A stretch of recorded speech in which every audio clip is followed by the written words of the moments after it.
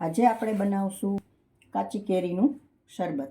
એના માટે મેં 2 કેરી લીધેલી છે. હવે એને મેં ધોઈને લીધેલી છે, તો આપણે સુધારી લઈશું. કેરી બધી રેડી છે.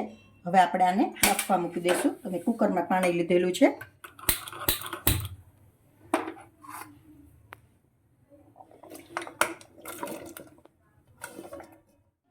કેરી આપણી સારી રીતે બફાઈ ગઈ છે. એકદમ સારી રીતે બફાઈ ગઈ છે, મસ્ત.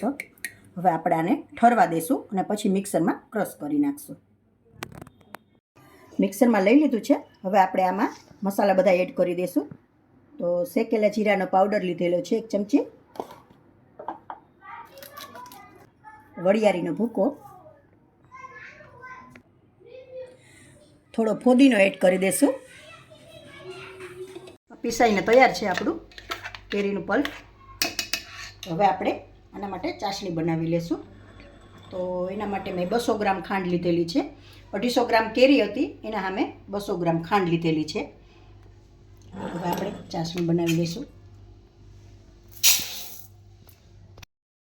તો ચાસણી આપણી તૈયાર છે. જો એક તારની ચાસણી જોઈએ આપણે. હવે આપણે આ પલ્પ એડ કરી દઈશું. કેરી પીસેલી હતી. સારી રીતે મિક્સ થઈ ગયું છે. હવે હું થોડો ફૂડ કલર એડ કરું છું, એટલે કલર સરસ આવે.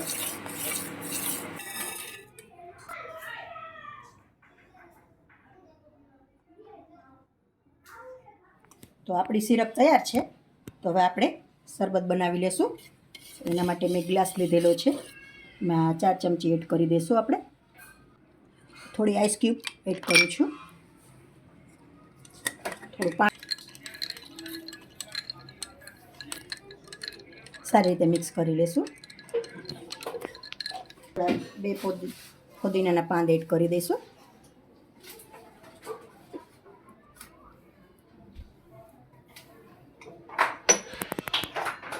લીંબુ રાખી દઈશું.